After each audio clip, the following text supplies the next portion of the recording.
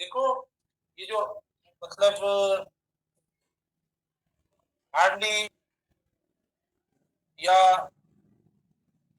Scarcely type मतलब ये words जब आते हैं तो इनके दो क्लोजेस भी बनते हैं, इनके दो सेंटेंसेस भी बनते हैं। हार्डली स्कार्सली के दो सेंटेंसेस भी बनते हैं, जैसे नो सूनर के बनते हैं ना। देखो नो सूनर के हम बनाते हैं तो नो सूनर के दो क्लोजेस हो जाते हैं, तो हम देन लगाकर उन्हें दो सेंटेंस कंप्लीट करते हैं। तो सिमिलरली अगर इसके दो सेंटेंस हम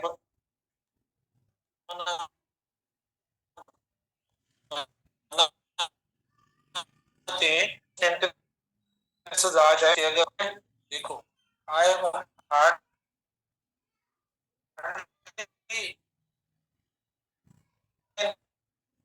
when the students when the child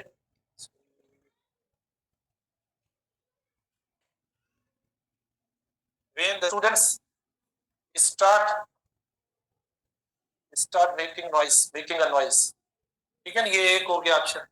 B option देखें, मैं ये कह रहा हूं कि अगर मतलब दो सेंटेंसेस हो, दो क्लासेस हो, क्योंकि एक तो सिंपल इसको बनाते हैं, जैसे आई हैव या आई हार्डली कम।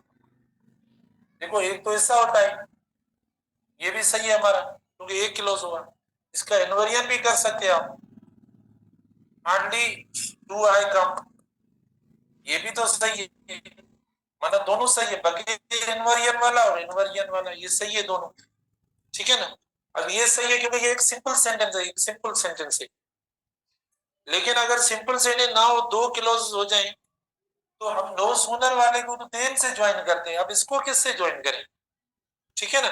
तो ये थोड़ा मतलब हम समझ गए, जो कि हार्डली स्कार्सली या रेयरली ये तीन वर्ड्स हैं, उनके साथ अगर माना दो क्लॉजेस आ जाए तो हम उनको किससे ज्वाइन करें, कौन सा अप्रोप्रिएट वर्ड रखें। तो इधर देखो, आई हार्डली कम बिफोर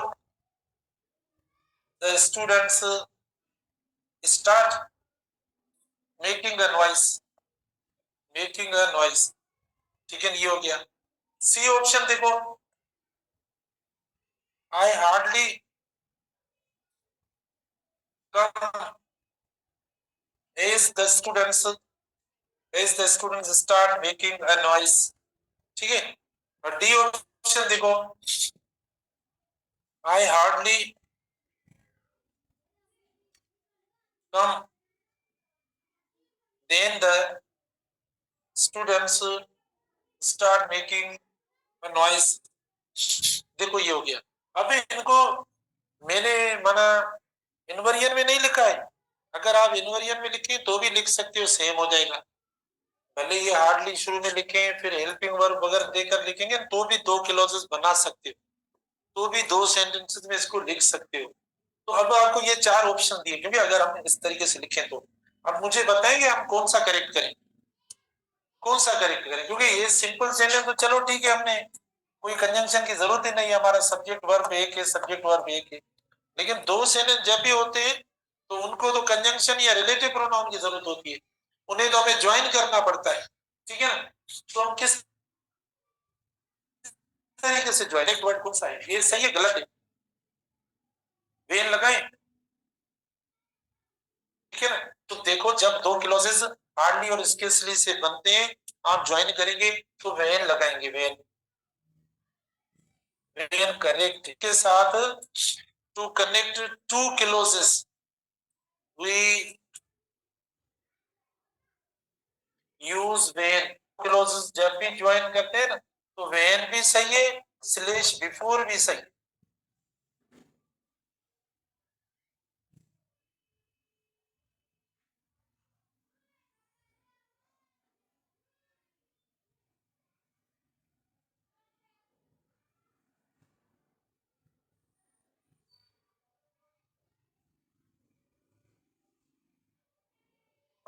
ठीक है, ये गलत है देखो। ठीक है ना। और ये भी गलत है क्योंकि ये देन किसके साथ लगता है, नो सोनर के साथ लगता है, तो ये दोनों गलत हो गए। ये इसकी वजह से गलत, और बिफोर भी सही है, वेन भी सही है। तो इसका मतलब हुआ हार्डली स्कर्सली रेयरली जब दो क्लॉजेस कैरी करें, जब दो सेंटेंस कैरी करें तो आप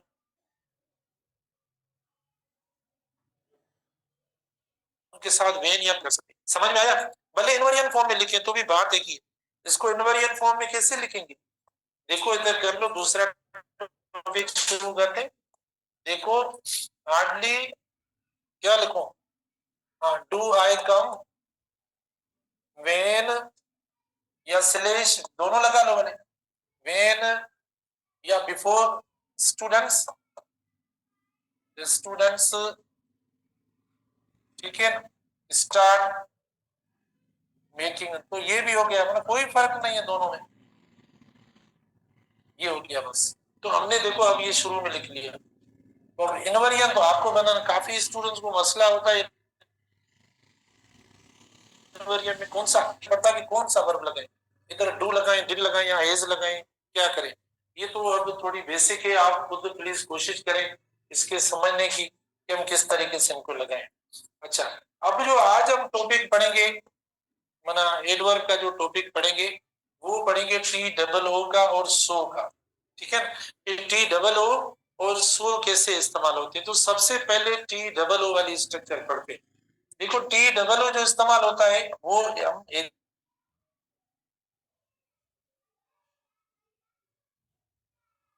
के साथ, ये एडवर्ब जो होता है, जैसे वेरी किसके साथ, मच किसके साथ, इनफ किसके साथ, सो किसके साथ वाली स्ट्रक्चर्स जो है ये हम पढ़ेंगे। तो सबसे पहले टी डबल ओ वाली स्ट्रक्चर पढ़ रहे हैं। देखो ये इस्तेमाल होगी एडजेक्टिव के साथ, ये मतलब आप अगर सिंपल सा एक सेंटेंस लिखते हैं जो मतलब किसी एक्सेसिव मीनिंग देना चाहते हो, बहुत ज्यादा एक्सट्रीम मीनिंग, तो ये सही है, आप इतना भी लिख सकते हो। जैसे मिसाल के तौर पर ही इज टू एंग्री, ठीक है, इज टू एंग्री, बहुत मतलब ज्यादा मीनिंग देने के लिए आप कोई चीज एक्सेसिव है क्या ये, ठीक है ना, कोई भी आप दे सकते हो, यानी ही इज टू प्राउड, तो अब ऐसा अकेला भी ये बना सकते हो इतना सेंटेंस। लेकिन प्लस अगर आगे सेंटेंस को कंटिन्यू करना चाहते हो तो प्लस आप इसके साथ टू लगाएंगे, और टू के साथ वर्ब की फर्स्ट फॉर्म होगी, जो इसकी मीनिंग होगी ना वो मीनिंग आप नेगेटिव वाली लिखेंगे। कौन सी? नेगेटिव मीनिंग लिखेंगे, पॉजिटिव नहीं। T double O plus adjective plus T O plus verb की फर्स्ट फॉर्म, और मीनिंग सॉरी इसकी मीनिंग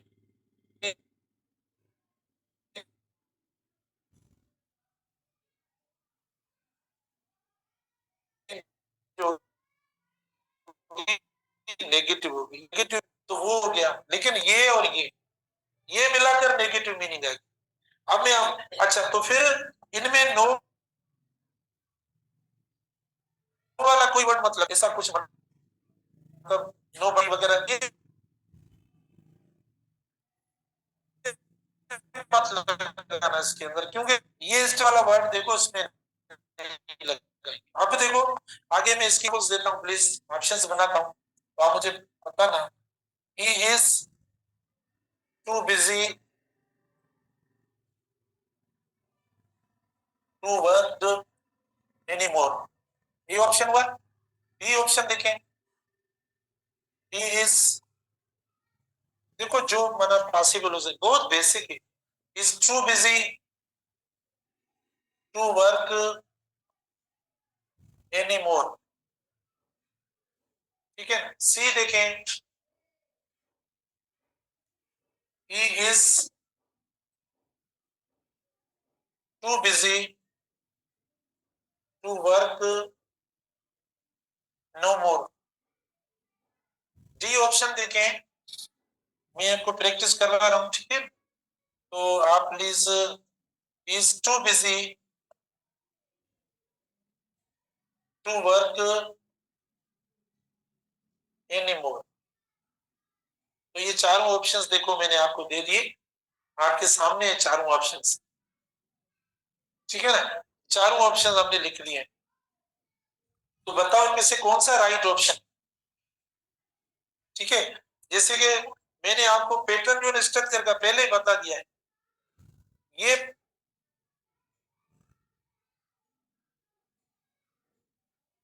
स्ट्रक्चर इस्तेमाल नहीं करेंगे, नेगेटिव फिर उसके अंदर वर्ड ना लगाए, डबल नेगेटिव ना करें, ठीक है ना।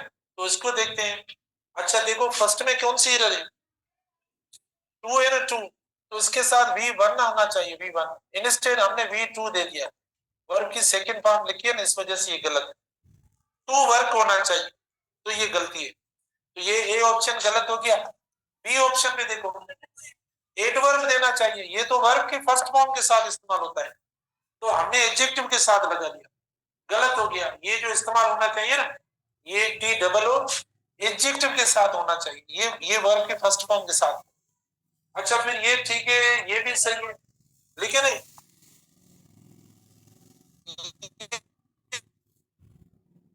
ये देखो हमने इधर माना नो नो कर दिया। अच्छा, फिर लास्ट वाला हो सकता है सही है, लास्ट वाला ये भी सही है। देखो ये हमने वर्ब के साथ, ये वर्ब का क्वेश्चन बना लेते हैं, करेक्ट जो है वो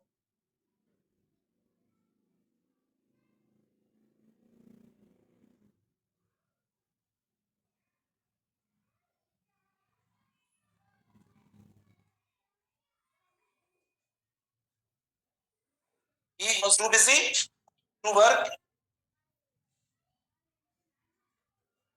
anymore, बराबर हो गए, मतलब इतना मसरूफ है नहीं कर सकता, ठीक है ना, नहीं कर सकता, नई वाली मीनिंग आ रही है इसके अंदर।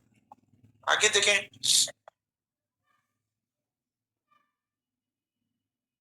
he is too upset, she is too upset to reason,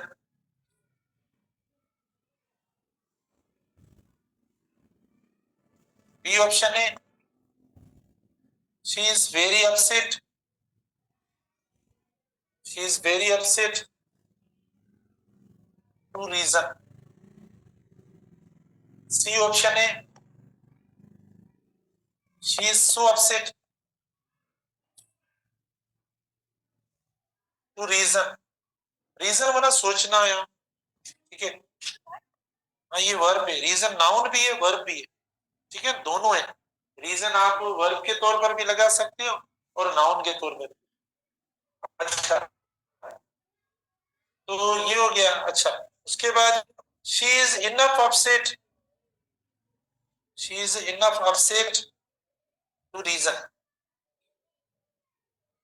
ठीक है ना, मतलब इतनी अपसेट है कि ना कुछ सोच भी नहीं सकती, कोई मना, इसीलिए तो चारों ऑप्शंस एक बार फिर मैंने लिख लिए। प्लीज आप खुद तो, वो स्टूडेंट जिनको प्रॉब्लम हो रहा है समझने में, तो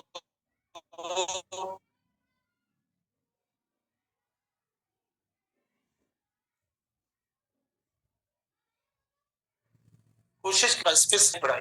ये स्ट्रक्चर फॉर्मेशन है, adverb plus adjective plus to plus verb की first form, meaning negative, double negative ना करो, नो वाला वर्ड को इसमें ना ऐड करो, गलत हो जाएगा, ठीक है। ये दे दिया आपको।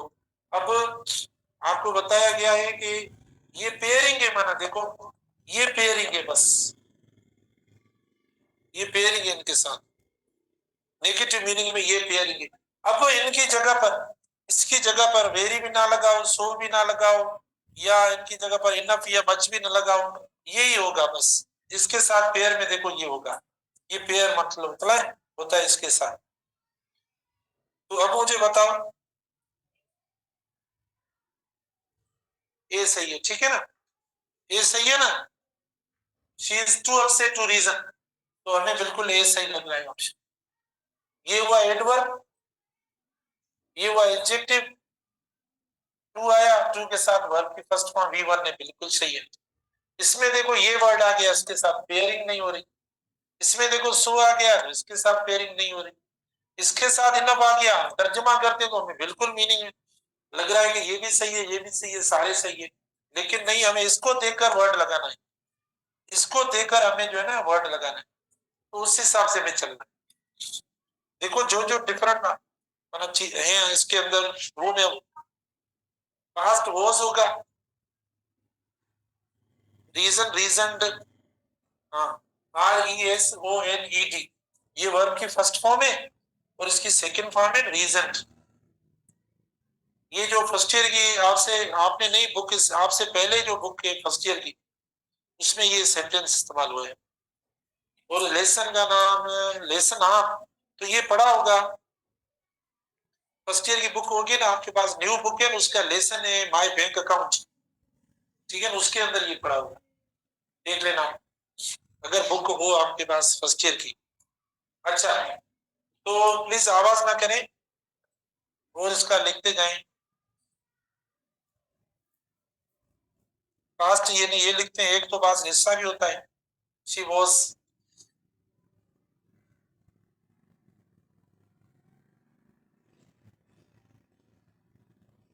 She was too bored to head, to head done, जो भी हमें इसके अंदर ये कॉमन है। मैंने आपको कहा था मैंने दो सेंटेंस के एंट्री टेस्ट में आई, दो इस स्ट्रक्चर के, मैं दोनों बताता हूँ, एक ये मैं लिख रहा हूँ, ठीक है, एक दूसरा वो देता हूँ मैं आपको, शायद मैंने दे दिया हो इस, तो अगर ये हो जाता है बहुत आसान है। बाकी जो एंट्री टेस्ट के स्टूडेंट्स की हालत होती है वो आप भी देख रहे हो, मेडिकल वालों की, है ना, कुछ नहीं पता क्या होगा। ये इम्प्रूवर्स की मार्क्स आप देखो, और जो फ्रेश हैं बस ऐसे ही हैं।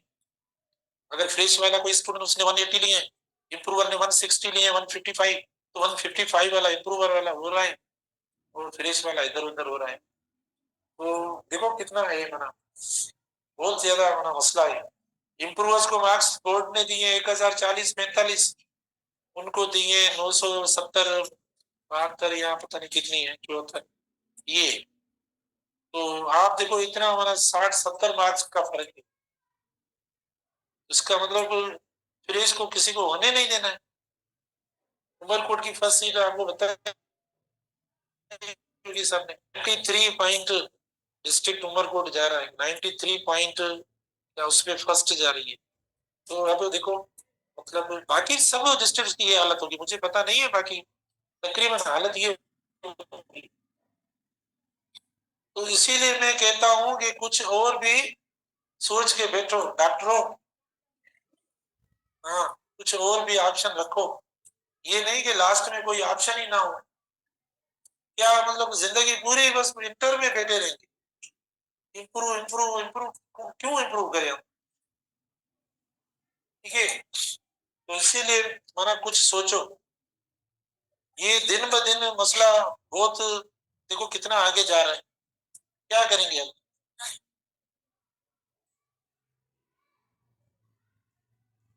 अच्छा मर्जी, she was too, she was too go to is done,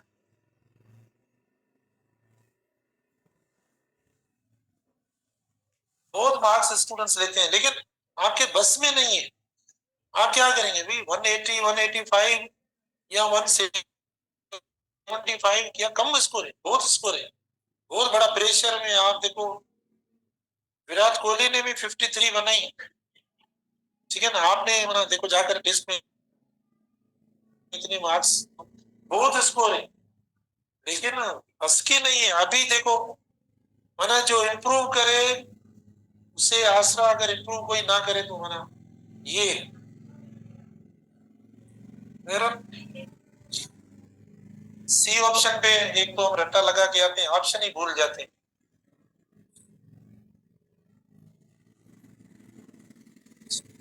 आवाज ना करें बेटा, ये आया है इसमें एक वर्ड है वो मैं बताता हूँ,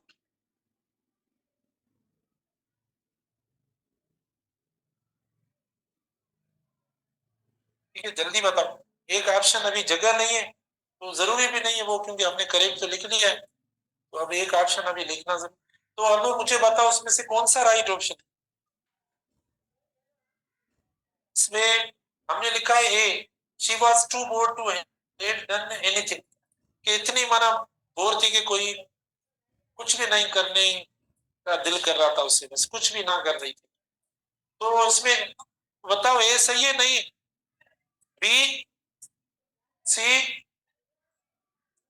क्यों गलत है, मैं खुद देखूं तो सही। ये बी ऑप्शन हुआ, हाँ, देखो ये हमारा सही है, ये एडजेक्टिव है। एक्चुअली आपको लग रहा होगा ये वर्ब है, नहीं, जो पास्ट पार्टिसिपल वाले वर्ड्स होते हैं ना, वो आके एडजेक्टिव हो जाते हैं। टायर्ड हो गया, बोर्ड हो गया, इनाइटेड, एक्साइटेड, डिलाइटेड, काफी ऐसे वर्ड्स हैं। तो हमने एडवर्ब को एडजेक्टिव के साथ लगाया, सही है। अबे ये जो ये फर्स्ट फॉर्म के साथ लगता है, लेकिन ये सेकंड फॉर्म हो गया है एड, तो ये एरर हो गई, गलती हो गई। अब ये देखो एडवर्ब एडजेक्टिव के साथ, ये देखो तो ये तो फर्स्ट फॉर्म है ना, एस, इसमें कौन सी एरर है? हाँ ये देखो, ये गलत है, क्योंकि ये जो ये मतलब वर्ब की फर्स्ट फॉर्म तो है, लेकिन इसके साथ एस लगा हुआ है, एस लगा हुआ है, तो एस माना सिंगुलर है ना, जिसे ये सिंगुलर के साथ लगने वाला है, टू के साथ नहीं है। जैसे शी हैज होता है, इससे हो गया। जैसे शी राइट्स होता है, देखो, या शी सिंग्स होता है, शी स्पीक्स होता है। इन्फिनेटिव है तो नहीं लगेगा ना इसके साथ, मेरा इन्फिनेटिव नहीं लग रहा है, गलत हो जाएगा इसके साथ इन्फिनेटिव। भाई आप देखो, इधर देखो, शी, देखो she is too, she is too rights, she is too rights, सही है? नहीं है ना, एस लगा तो गलत हो गया, वही है ना, मतलब सिंगुलर की वजह से आ गया। हम राइट लिखेंगे तब सही होगा। तो ये टू हैज गलत, टू हैव सही है, हाँ ना, टू हैव मतलब टू हैव तो सही है ना, इतना तो सही है ये, टू बोर्ड टू हैव। अब गलती कहाँ है? इधर गलती है, देखो, आई हैव डू या आई हैव डन। मिसाल अगर कोई सिंपल सा सेंटेंस भी लिखे, इधर लिखे हम आई हैव डू और दूसरा है आई हैव डन, तो कौन सा सही है? सारे हैव जो है वर्ब की थर्ड फॉर्म कैरी करता है, तो इधर वर्ब की थर्ड फॉर्म आनी चाहिए हैव के साथ, जो नहीं लगाई है, इसीलिए गलत है। तो ये भी गलत हो गया, देखो बी भी गलत हुआ, सी भी गलत हुआ। तो अब इसका जो सही होगा, she was, she was too bored, आवाज ना करें, she was too bored to have, to have done, to be done anything, to have done anything, ये सही। तो आप बोलेंगे एंट्री टेस्ट में कौन सा है? एंट्री टेस्ट में ये था, टू हेड था, टू हेड लिखा हुआ, ठीक है, टू हेड दिया था इन्होंने, जो कि एरर थी, गलत था। टू हैव आएगा और उसके साथ वर्ब की थर्ड फॉर्म आएगी, टू हैव प्लस वर्ब की थर्ड, क्योंकि देखो आई हैव डन है, तो ये वर्ब की थर्ड फॉर्म कैरी करता है। एक जो मैंने दिया था, ये पीछे पड़ा work, as it is work वाला था। दूसरा एंट्री टेस्ट में ये दिया था, वर्क वाला था, जो आप खुद आराम से कर रहे हो। देखो ये वर्क जो लिख कर दिया था इन्होंने, वर्क, वर्क की सेकंड फॉर्म टू के साथ इधर भी, तो ये गलत था। एक और देते हैं,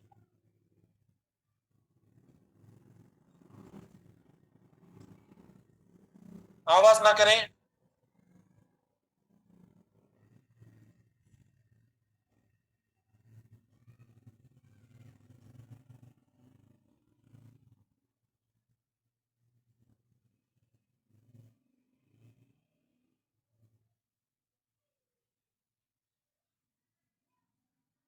बहुत सिंपल है,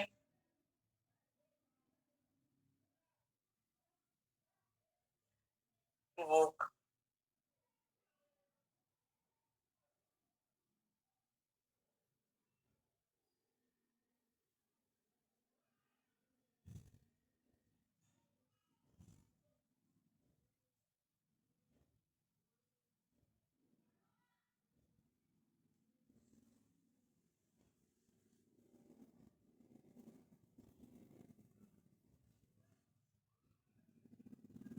ठीक है, चारों ऑप्शंस देखो दे दिए हमने, और जल्दी जल्दी दे दिए। तो अब बताओ कौन सा करेक्ट करें। अब आप पेयरिंग करें, देखो ना, ठीक है ना, इधर टू नहीं है, देखो तो ये गलत हो गया, है ना। ये टू जो हम लगा रहे हैं ये टी डबल ओ के साथ होता है, नेगेटिव मीनिंग के लिए, ठीक है ना, वरना इतनी वीक है कि चल भी नहीं सकती, ये मीनिंग आ रही है। टी डबल होना चाहिए, नहीं है, इसमें भी नहीं है, देखो तो ये गलत हो गया, इसमें भी नहीं है, गलत हो गया, इसमें है लेकिन स्पेलिंग सही नहीं है, तो इसीलिए डबल टू कर दो, बस इसी को सही कर, ठीक है ना, ये सही हो गया इससे। तो ये हो गए आपके, मतलब ये जो कॉन्सेप्ट हमने पढ़ा, ये है टी डबल ओ और टू वाला, ठीक है ना, एडजेक्टिव और वर्ब। अब हम पढ़ेंगे सो। देखो सो के बारे में कि सो कैसे इस्तेमाल होता है। सो भी इसी तरीके से जैसे आप अकेला एडजेक्टिव के साथ इस्तेमाल कर सकते हो, ठीक है ना, लेकिन अगर ये क्लोज में आएगा तो देखो सो को क्या चाहिए, दैट चाहिए। सो जो है दैट कैरी करता है क्लोज, माना जब दूसरा क्लोज बनता है, जैसे अभी हमने हार्डली स्केसली के साथ दो सेंटेंस बनाए ना, कनेक्ट किए, तो हमने जो माना रिलेटिव प्रोनाउन दिया ना हमने, देखो रिलेटिव प्रोनाउन जो हमें देना है सो के साथ वो दैट देना है, ठीक है ना। तो अगर सेंटेंस में दैट नजर आए तो आपको टू नहीं लगाना है, टू वाली स्ट्रक्चर नहीं लगानी है। जैसे आप देखो शी इज, अच्छा she is too unhappy that she she can't, that she can't enjoy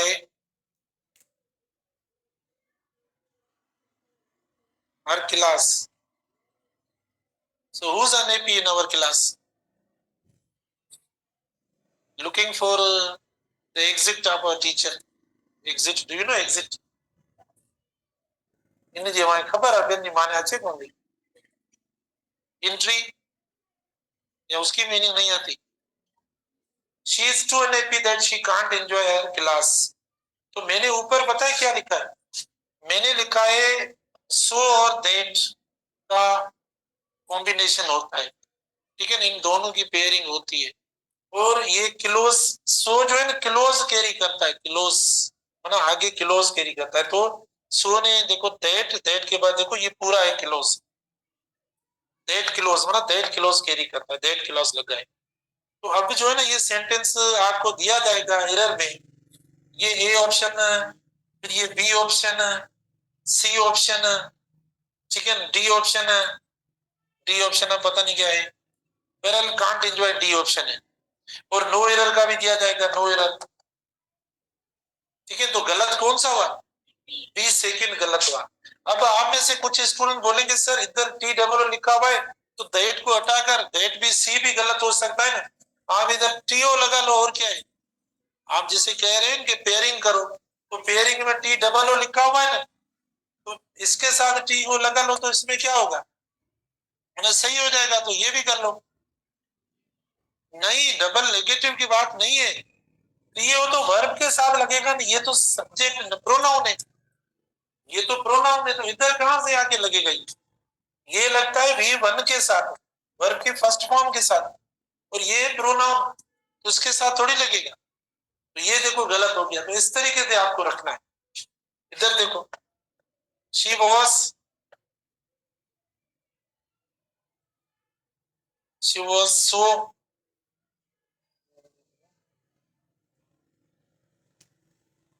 she was so hesitant, she was so hesitant as she can't, as she can't say anything। देखो she was so hesitant as she can't say anything। तो अब सही है ना, अब कौन सी error है, as वाली एरर है, क्योंकि इसके साथ हम क्या लगाएंगे, डेट लगाएंगे, क्योंकि ये पेयरिंग में देखो सो और डेट होता है, ओके।